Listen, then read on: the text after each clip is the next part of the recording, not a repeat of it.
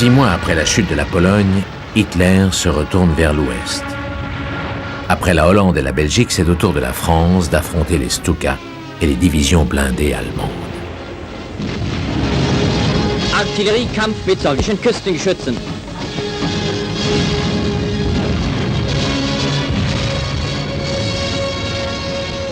Voici comment la propagande allemande reconstituait l'attaque aérienne victorieuse à l'Ouest dans ces films soigneusement mis en scène par les équipes de Goebbels.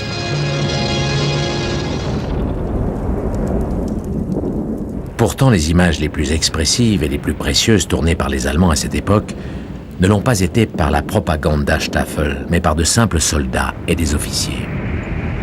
Des cinéastes amateurs en uniforme qui filmaient clandestinement.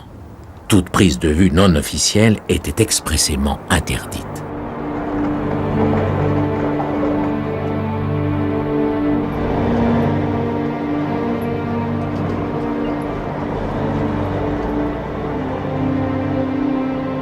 Ces Allemands ont laissé de la défaite ces images qui serrent le cœur. Une France rurale renversée par la tempête, la fin d'une époque, la fin d'un monde.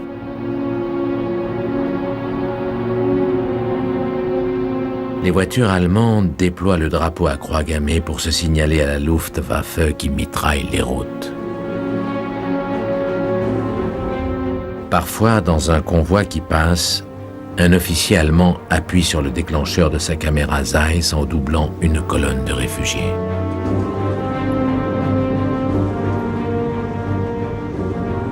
Ces images, volées par les cinéastes amateurs allemands, sont uniques. Et pas seulement à cause de la couleur.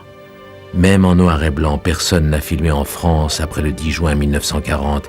Il n'y a plus à l'époque de pellicules ni de laboratoires. Les actualités cinématographiques ont fermé leurs portes. Tout le monde est sur les routes.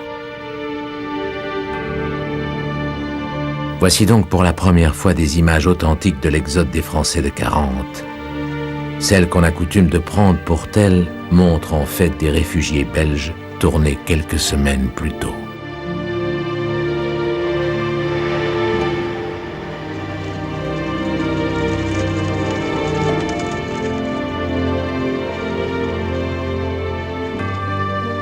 Dans l'autre sens, voici les longues colonnes de nos pères et nos grands-pères, amers et vaincus, qui remontent vers les camps de prisonniers d'Allemagne.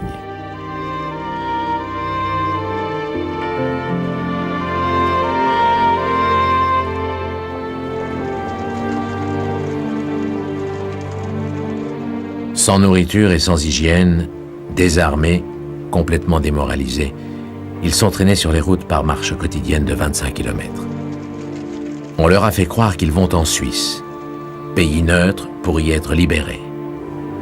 Certains marcheront ainsi plusieurs semaines avant d'atteindre leur stalag de l'autre côté du Rhin.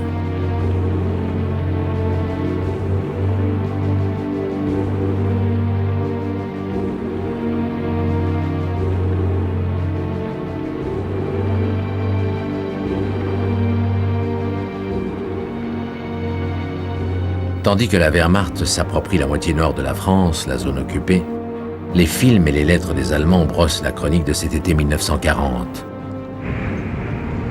Hans Perels, un soldat de 22 ans, écrit « Les Français sont terrifiés. Ils voient en nous des barbares. Un matin, nous étions en train de fouiller des habitations lorsqu'une femme s'est jetée à mes pieds, m'implorant de ne pas tuer ses enfants. Je lui ai dit dans mon mauvais français que nous ne cherchions que des armes. Elle n'a jamais voulu me croire. Elle a continué à sangloter à n'en plus finir. »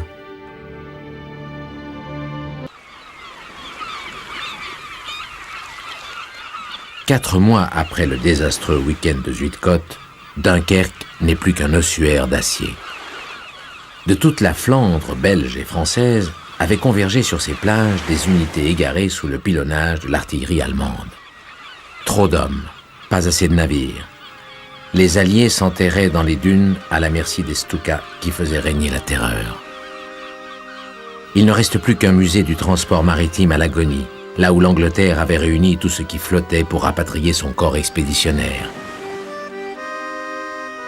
300 000 hommes sont parvenus à s'échapper, mais 80% de la ville est détruite.